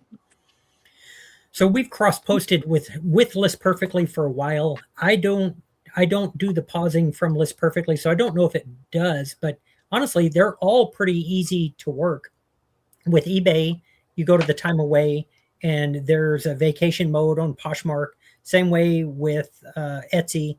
It's really easy. I just go to each platform and put them on pause. That way I can make absolutely sure that it's done. That's not something I would trust, because if I'm heading halfway across the country, if you follow me, we go to Duluth, Minnesota at least once a year, and we stay on the lake, and I don't want to get halfway up there and have to figure out how to get something shipped from Texas to wherever it's going. So I go to each platform and shut it down. Yeah, same as Scott. We just shut down each one individually. If that's not a feature the cross listers have and they're watching this, that's a good idea. I know. I'll message them. But you can. So I do what they said for eBay, Posh, and Etsy, but Mercari does not have a pause button. I don't think Mercari has a vacation mode. I don't think. Somebody can correct me if I'm wrong. But on LP, if you were gone like more than the 50, you could theoretically, if you're not like me with 9,000 listings, you could go mark them all and end them all and then just cross post them all back when you got back. But I don't know that they have like a pause fee. I think that would be the only way to do it. You'd have to end them and then relist them. Wow. If you're not using that platform's, their vacation mode. But I don't think Mercari has it. Maylene wants to know, how many items do you have listed on eBay and what is your minimum goal? I'm going to assume she means like for listing a day. What's your minimum goal? I have just under 1,000 items listed in my eBay store. I list a minimum of 10 a day, but when I'm here working, I'm kind of a workaholic like Kat. I've listed as much as 30. I just do what I can fit in throughout my day around my kids and my other daily life. Wow. So I got up this morning and I made pancakes and I made a breakfast, fresh hash browns. And I listed 2 items today that come to about $500. And I shipped something this morning, and Melody and I went to town. So, like, I'm not doing what these other people are doing. We use eBay. When I retired, I was a school superintendent. So when I retired, We're not retired. What? Yeah. You guys aren't retired, but I needed to make up about 40% of my salary. And you can do that on eBay easily. I actually made more money the first year I retired than I did as a superintendent. But I'm not going to list 10 items a day. Some days I might, but then no. I'll go fishing in the middle of the day, make something for lunch, talk to Kat, list all the stuff she's going to make. And then, of course, doing storage lockers takes a lot of time. And I am the slowest video editor in the world. The worst thing for my eBay business has been doing YouTube. If I quit YouTube, I'd make way more money. But I don't. 100%. Yeah. We hover around 2,000 items, and I struggle with it because as much as I'm like, I want to get to 2,500, it's a good problem because we're selling 10, 20, 30 a day. So it fluctuates, but between 10 and 30 a day are moving, and I'm listing 20 to 30 as my minimum. Lately, I have bumped up a little bit. So I've been doing between 50 and 80 per day as far as active listings going up. So it's not like, having a bigger store means more sales necessarily. There's plenty of people that sell high dollar items that are very high in demand, and they only carry 200 or 300 items in their store at any given time. So don't ever think that more listings is necessarily better. It's just how fast you can move the inventory, and you're never really going to have a large store if you're moving things quickly. So that's why ours is we did a big push, about 80 per day for a month, just to get some old stock cleared out. And that bumped us up from 1,500 active listings to 2,000. And that seems to be our sweet spot. And I'm good with it there.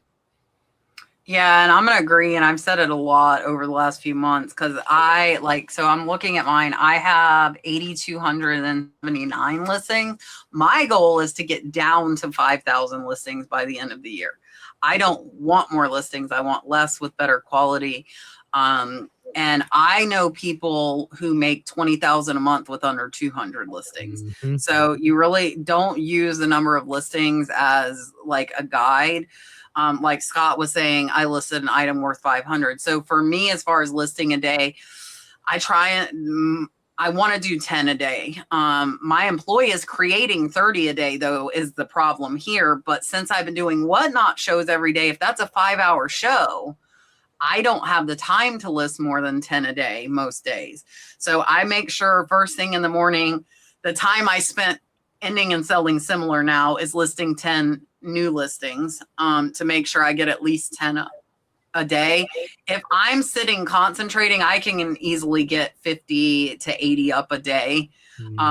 Which she never knows. She's always worried because I think right now we have like 270 in a draft. But if I had a weekend where I was a bum on the couch and did nothing but list, I could like wipe that out. And that's always her fear. Like, because I've done it to her a couple times where she leaves and there's 250 and she comes back and they're almost all gone. I haven't done that in a long time though. But yeah, so I wouldn't look at the number. I tell everybody, list what you want to make every day. Like, don't say I want to make $500 a day and you're listing $100 a day. Like, you're not going to make 500 a day if you're not listing 500 a day. So we want to make 750 a day, which means I need to list $750. Which typically, like Scott, I have a lot of higher dollar items. So my 10 is typically going to be $2,000 or more that I'm listing a day right now. Karen wants to know, am I doing flat rate on everything or lower weight items like jewelry? I am doing flat rate on almost everything. The only thing today I didn't do it on was something that weighed like 10 pounds and the range was like $40 to like $150, and I'm like, nope, we're not flat rating that. But the 1 and 2 pound things, I think I've been doing $8 for 1 pound, and I've been doing 12 for 2 pounds because it's like right in the middle. And I told my employee, make sure we're tracking how much we paid, like how much the buyer paid for shipping, and then how much we're paying for shipping, so I can see if I'm screwing myself up and just kind of try and track it. But a lot of the free shipping stuff I did was on items that have been here 3 and 4 years. And if I can get it to move with free shipping, then I'm all about that, because I send 50% off offers. So now what I'm doing though is if I put free shipping, I only send 30% instead of 50. So I am paying attention when I'm sending offers if it's something with free. But all of my jewelry, for the past 2 weeks, I've been making free shipping. So I'm going to try it. They said it would get me more sales. Apparently it's not working. So I don't know. Constance, I have no clue what you were talking about. So you're going to have to tell us. Do any of us do that or recommend it? I don't know what she was talking about. Yeah. I recommend it. Yeah, totally. Just do it. Power Corrupt says, every time I list on eBay, vintage, empty in description, ammunition boxes, I get flagged and the listing get removed. I'm following all the rules. Any ideas? I don't want to ban. There's some stuff like scrimshaw you're not supposed to sell, but like sometimes you can get around it. But like there's certain, something's flagging, something in your title's flagging for them to be stopping you. I don't know if anybody has any ammunition idea. boxes, that's probably what's doing it.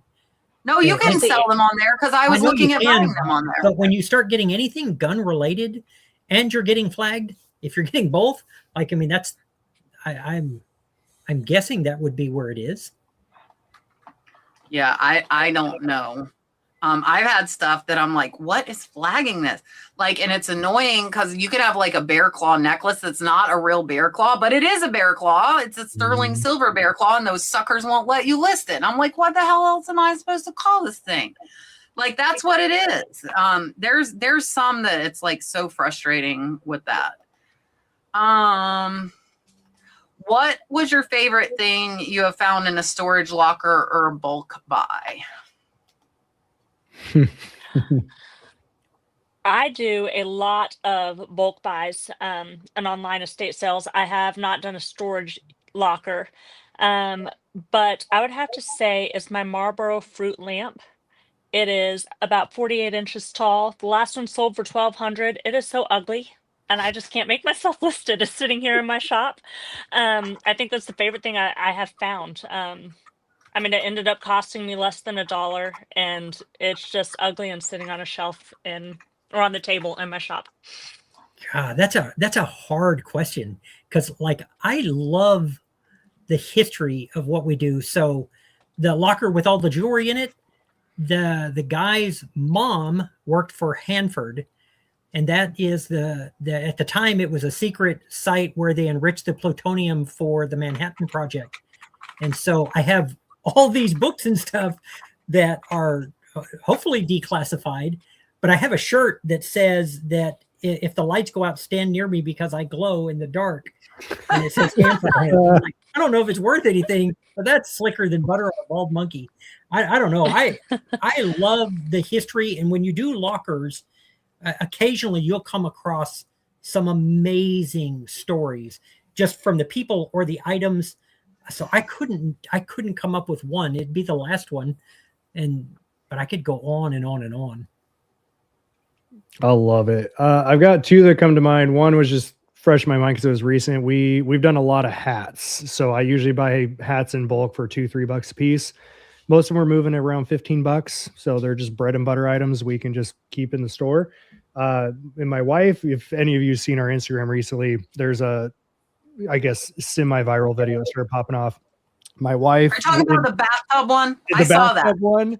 So we usually wash up hats with a little bit of Borax, a little bit of dish, Dawn soap. And we decided, let's just throw them all in the bath and make hat soup and do like 100 or 200 at a time. So the video starts with that. And before she's getting ready to dump it, I saw the brim of one of these hats. I'm like, hold on, let me see that. It was a made in USA Ralph Lauren tennis mesh hat. I'm like, that's not going in the hat soup. again, no idea on comps. This thing was not anywhere to be found. So I just made up a price on what I would be pumped for. So I listed it for 12, it was way too much, 1,200 to start with. It was listed for about 30 days. I dropped it to 600 and a $400 offer came in 2 weeks ago. So I was like, yes, please.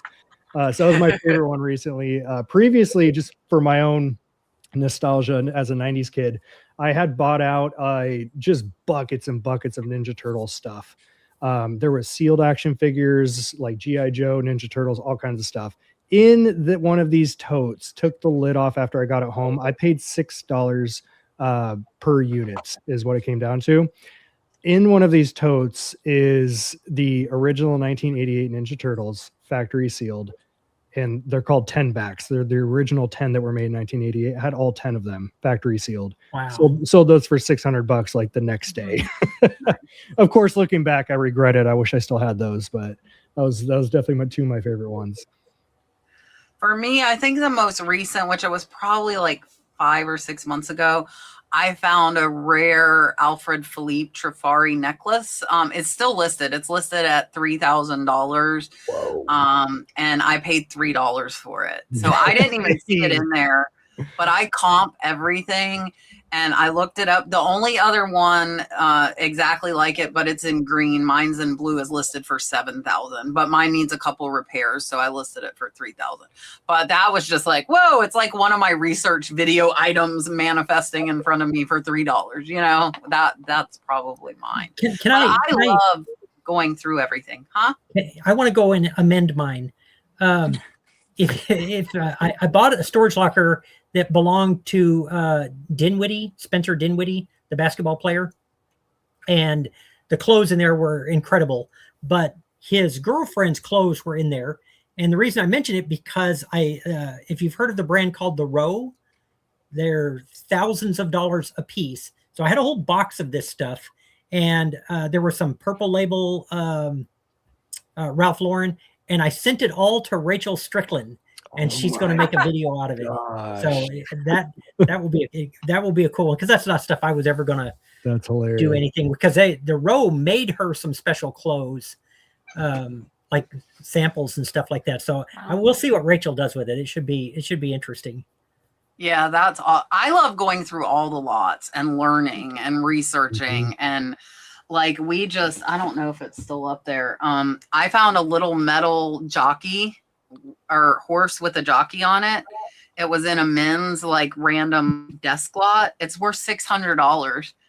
I looked up the horse and I couldn't find the horse, and I'm going through the box and I found this little jockey and I'm like, does that fit on there? And it did. And then I Google lensed it and I was like, wow, what? $600.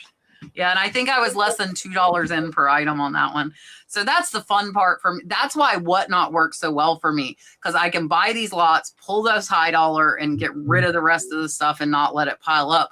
Where what I used to do was think I needed to list every item, and that's how I have over 8,000 items in my store. I do not do that anymore. And I think it's important to, for me, it's, my employees already listed it, and then I research it, because I gave it to her to list. So I thought it met our parameters, and then I'm going to list it and it doesn't. Before, I'd be like, okay, I paid her the time to make that listing, I would list it. Now I tell her I'll put a note, pull for Whatnot. I do not put it in my eBay store. And that's the same thing. Like if you guys buy something at the thrift store, you made a mistake, it's not worth what you think, redonate it. Like don't put stuff in your store that's not worth it. That's been like a hard lesson for me, because I want to pinch every dollar out of everything that I can. But now, like, I think today she pulled 10 items that I had given her that I thought were meeting my parameters that didn't. And like, I'm like, oh, pull for Whatnot, pull for Whatnot, pull for Whatnot. But I don't want that stuff in my store anymore. So it's okay to admit you're wrong sometimes, and you don't have to list, I want to like a crappy item if you figure it out.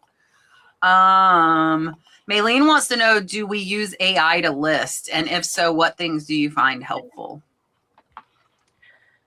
I use AI in the fact of like the Google Lens and things like that. I do not use AI to make my descriptions or my titles. I just don't trust it yet. I'm not saying I won't get there, but as of right now, I still write all of my own titles. I have used the List Perfectly AI, but I put it on just the facts. That's all I want, because as soon as it starts ad-libbing, it sounds like AI to me. And if I read a description written by AI, I'm moving on. So, and the List Perfectly one is actually pretty good. Like if I'm listing shoes and I say just the facts, and it'll list it out with just the facts. I unlike these others, I listed 30 items in one day, one time, by using the List Perfectly. But other than that, I'm not big on AI. Google Lens is awesome, and the List Perfectly, just the facts one, I like that. But other than that, nah. I'm the opposite, where I love AI and I utilize it every chance I can. So if I'm manually listing something, let's say it's some like that belt, $1,400 belt that I sold, I'm not trusting any software to list that for me. And so I used ChatGPT to run it through and figure out all the stuff I need to know about the brand, the history, what era this could have been from. So I used ChatGPT, just switched over to Claude, utilize that for a lot of research aspects and learning about different brands and topics. As far as listing goes, I have found, started using Nifty finally. I have not cross-posted in 10 years, and I should have been this whole time. So I started doing that about a month and a half ago, and started using their AI for practicing doing the listings that way. So I'm still getting the hang of that. But I love the fact that, especially at 20, 30, 40 a day, that I could just drop the photos in there. It makes everything for me. And then I just spot check the price, spot check the AI description it did, clean stuff up a little bit, but it has at least cut my listing time down in half. Yeah, so I agree with Scott. I use List Perfectly's AI Express Lister, drop the photos in, it creates title, it creates description.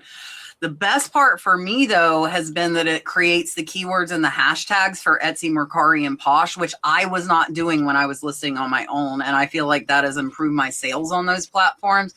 Scott does just the facts. I do professional. List Perfectly actually has over 20 different tones. You can pick what you want your tone to be. You could pick it like 80s, retro, kitsch, and you can type your own. So you could write like Texas Southern, and it would write like a yeehaw description for you. It's great. It's friggin' great. You can pick your own tone. So for the first 2 months, if you watch me, when I started doing it, I was using somewhat funny. This thing would make a joke about and then finally I was like, I really don't. It was funny as hell to read, but I'm like, I don't want that in my description. So I changed to professional. We use the professional tone for ours. And like Scott was saying, if he reads an AI description, he's out. I guarantee you that you won't, like, now you know, because I just told you, but I guarantee you 95% of people looking at my description do not know that it was AI created. Yeah, the AI, Costume Jeweler saying, do the AI created hashtags seem to work well for you? Yes, I guarantee that has upped my sales on Etsy, Poshmark, Mercari, because I wasn't doing it before. And now the AI Express Lister does it. Now, I'm like Chaz, too. I'm going to read my title. You could put Yeehaw George. I should show you. This thing is friggin' hilarious. It like just for entertainment purposes. You can give it any tone you want. Any tone. Yeah, but with Yeehaw Georgian, would that go back to like the late 1800s? It might. We should like. Is that the Georgian period or the state? Live listing. I need to do it, and we can play with the AI tones on creating the listing. I know everybody's saying Claude. I haven't tried Claude. I am a Gemini fan. I use Gemini for my AI because it just reads the screen, and I mainly use it to talk nice to people because I don't know how to on my own. So that's like almost every eBay message I respond to, I tell Gemini to refine. Like it knows what I mean. I just put refine, and it'll say, "This is a little harsh." That's what it tells me. It yells at me every time. I'm like, I know, that's why I'm asking you to refine it. And it's got me out of stuff where I wanted to strangle the people and they end up happy. Where if I would have typed, they would not have ended up happy. Mm-hmm. So that's what Gemini is what I use. ChatGPT on my computers and my phone kept freezing up on me. And I was using Grok for a while with Twitter. And then One Way Vintage was on the show and talked about using what is it? Banana. What is the thing? Banana something. It makes images for you on Gemini, and so I switched to Gemini after that. Let's see. Miss Judy wants to know, do you sell untested watches as is or replace the batteries to see if they work, then sell? 99% of the time, I sell untested watches as is. I don't take the time to replace the batteries. I have come across a couple of watches in an estate sale lot that I bought that were CK diamond watches. They were valued over $500 a piece. Those I went and had the batteries replaced. But for most watches, I'm not going to take the time to do so. I fix them all. That's what I said. I have the kit right here. The kits are cheap, and replacing the batteries is awesome. And watches are one of my favorite things to find. So I like replacing the batteries. So is it worthwhile? I don't know. It's cathartic. So I can't repair a watch. I'm not, I think I can't see well enough to like take a watch apart, but putting a battery in all day, I enjoy it. I won't clean, test, fix anything unless it's worth $100, and then I'll take a shot at it. I spent my years doing electronics, like 6 years straight doing used electronics. I tested, cleaned hundreds of VCRs, all that kind of stuff, watches, all of it. Even down to the TI-84 calculators, I would fix up the screens the best I could. I'm so over me personally doing any of that unless it's worth $100. I just list as is, untested. So me with watches, because I get quite a few in jewelry lots. I comp them. If they're worth over $50, I bring them to the jeweler. I cannot replace a watch battery to save my life. I can't see, I lose parts, and like it's just a hot mess. So the jeweler makes us a deal if we bring them. They actually have a lot that they've had for 2 months, but I'm not hurting for things to list. But they have like 20 watches worth. They have $1,000 worth of watches at least. If it's over $50, I will pay them to put a new battery in. If it's under $50 but over 30, I will list it as is. If it's under 30, I put it on Whatnot for $3. Like I just did a watch show like 2 weeks ago because I had so many. I throw them in a watch bin, and I will tell people when I'm like running jewelry, hey, I have watches. And sometimes I've been surprised. I've, sold a whole bunch of watches because I had a couple people in there who wanted them, but I had so many backed up. I did like a specific watch show just to move some of them. All right, last question. We had a ton tonight, so there's quite a few we didn't get to. I apologize. You can put them in early to make sure we answer them. So, we got to 8:41. So if you ask your question after 8:40, it did not get answered. That is where we made it. We've had nights where I didn't make it past 8. So people that asked it after the show started. I think though last week we got through them all. So it's we never know how many questions. Okay. Last question. Cheryl says, what is the most important stat or report that we should watch to improve our store? So I used to sit there and watch the progress reports on my store and watch it go up and down. And anymore, to me, that's a time consumption that I don't even take the time to do as the day goes on.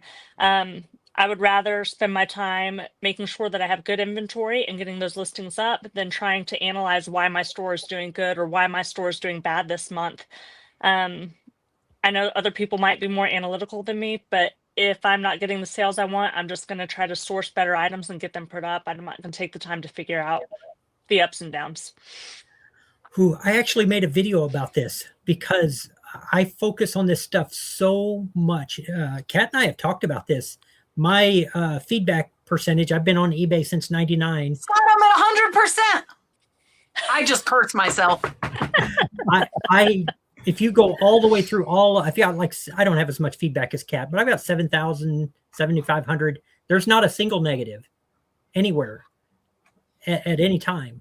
And the problem with that is that I spend so much mental energy worrying about the stats and reports when the reality is you got to buy good inventory and you got to list the good inventory and then you got to ship it. So maybe shipping time but don't do what I do. Like I had a Do full as head I of hair say, before not as I did eBay. do. As far as improving store, aside from the basics, which obviously good inventory is probably the number one. I read that as kind of a two-parter: improving the store as in the seller rating, going from above standard to top rated. Because we went through this, I'm a stickler with talking with newer sellers or sellers that are struggling with their metrics. Do not cancel orders for being out of stock. If you need to go Ever. and do a full inventory audit of everything you have listed, you need 2 to know years later. exactly. Yeah, you need to know exactly where it's at. Because we had moved a warehouse. This would have been 2.5, 3 years ago. We moved warehouse locations, did not keep our inventory cleanly together, and I had to cancel 2 or 3 orders, and I wasn't paying attention, and all of a sudden I'm below standard. And you hang out there for a year. Those metrics, And you really won't get no sales. no, you get even. We went on a listing frenzy for like 3 months straight, 50 a day, great stuff, great prices, a few sales per week.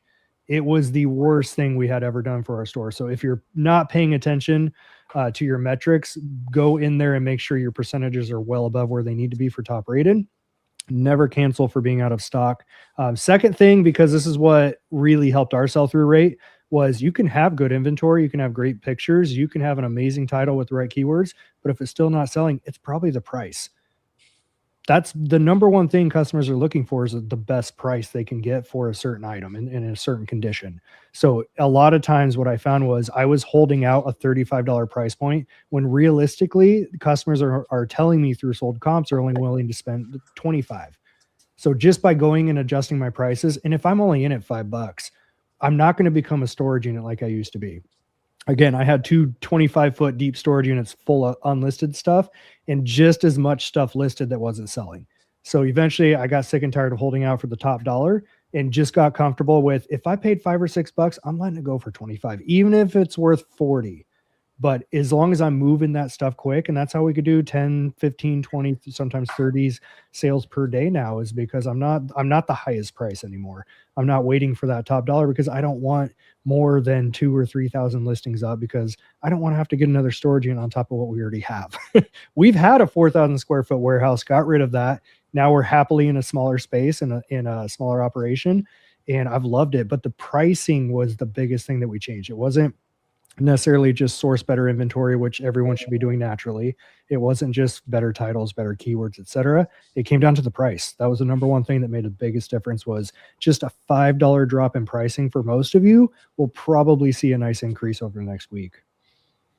Yeah, and I think as far as stats and reports, I knew this existed. I never clicked it till Trish was here staying with me. They have a quality listings report you can download, and it'll show you your stats and your top 10 categories that you sell in. So I actually downloaded that, and it's crazy. Like in handkerchiefs, I'm like the 20th top seller out of 20,000. Like Trish was like, what? Like almost all my categories, I was like in the top 2% of sellers, and she thought she was going to get to yell at me, and I'm like, huh. But the only thing that I was short on every category was number of photos. And I've been mentioning this in my video. So almost every category, eBay wants 8 photos. And so Trish said in order to get that, she'll even take the same photo twice or copy it, because AI doesn't know. It just knows the number of photos. So when they're showing the listings, besides taking into account promoted rate, they're looking at, like, so let's say in shirts, the average number of photos was 8 and you had 6. Somebody with 8 photos is going to come up before you with 6 photos. So now I've told my employee, no matter what it is, I want 8 photos minimum of it. And some of my categories, like they wanted 7, but we figured out that most of them 8 will cover us. And we, like, especially a lot of my older listings, we have 2, like a handkerchief. It was like front and back.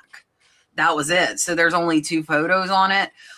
So I would download the quality listings report, look at it and see, it'll tell you title, it'll tell you photos, it'll go through it.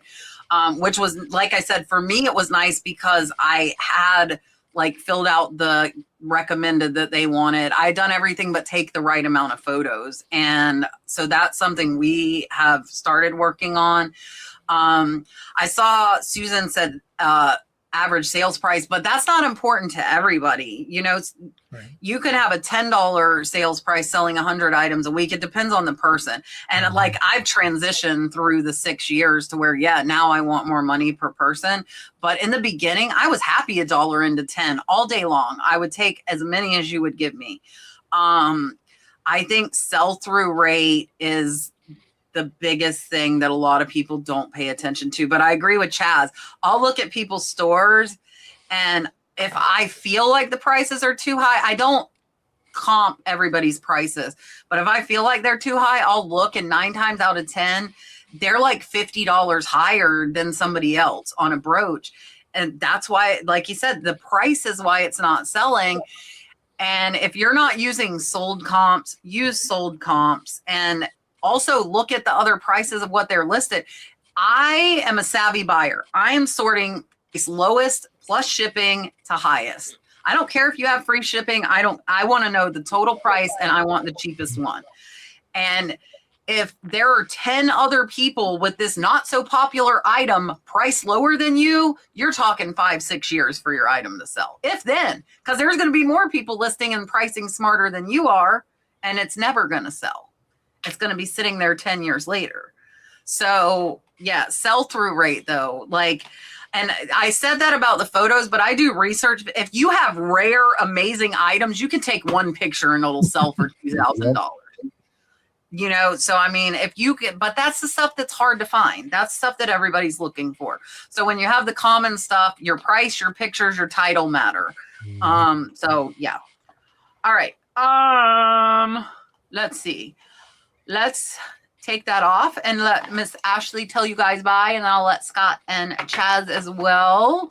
And I'm sorry if we didn't get your question. So here is Miss Ashley.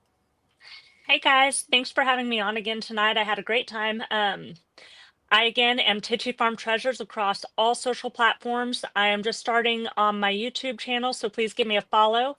I am on Facebook every Monday at 10 a.m. Central Time live, discussing the sales and the finds of the week and going from there. So just come give me a follow and hang out. Perfect. Here's Scott. So I have, if you followed my journey at all, I have been working on this since August of 24. So it took me like way too long to make it. That is, I'm working on the video that will go along with this. It's kind of an eBay masterclass. Don't go buy the book because you'll be able to download 90% of it for free, and the video will be free. And so in the next couple of weeks, I should have that finished. It's a lot of editing to do, but that's what's coming up on the main channel, and it's something I'm proud of. I spent a lot of time writing this book. If you don't know, I was an educator, and so all of this, I did it like I would do a class if people were coming in to learn how to get started for eBay. Perfect. Here's Jazz. Appreciate you guys having me on. I am Side Hustle Network across all social media platforms. I'm a wide open book as far as people DMing questions. So if you guys need any support, we have nothing to sell. We have no e-courses or anything like that. So you can always shoot me a DM with any specific questions. Perfect. All right. Okay. Whatnot. Tomorrow is collectibles. I finally got to the barn. My house clean outs I did a year ago, and we've been finding some insane stuff in there. I start everything at $3 no matter what it is, and I've been just going through totes. That's tomorrow at 3:30. Thursday is license plates. Most of them are already cataloged. You can look through there. And I started buying license plates. So I cleared out my license plates. I said I had them 3 years. They did so well. I started buying license plates specifically for Whatnot. They do not go on eBay anymore. So there are some really good ones that you guys can flip. And then Friday is jewelry. And then video wise, I think I'm going to have one out on both channels tomorrow, this one and my cat's treasure hunting. I need to open, my whole porch is full of boxes. And my boyfriend's like, do you want me to move? I'm like, no, I want them like in my way so I see them. And then but they've been there for weeks before Trish got here. So I should have a haul video out. And then Fridays, high dollar what solds, and Sundays I did stools. So if you guys are interested, there are tons of stools for like $5 and $10 at thrift stores and estate sales that sell for hundreds of dollars. So I specifically did this research video for resellers because I think they're missed a lot, because I just sold that $300 stool in a week that I paid 30 for. Are those Yes. the kind of stools you sit on? Yeah, like the one I got was like a little side table. It was crazy. No, I didn't put bar stools though, because those you cannot ship easy. Not that kind of stool. Okay, Scott's being bad. Scott and I are the ones laughing. Now I got it. It took me a minute. I was a little slow there. All right. So we will see you guys next week. Hopefully Sonny will be back with us next week, but he can take as much time as he wants, and he's welcome back. I don't mind. And he's been great. He's been getting his own replacement. I haven't had to do so. So thank you guys. We can't do the show without you. We appreciate you, and we will see you next week. Bye guys.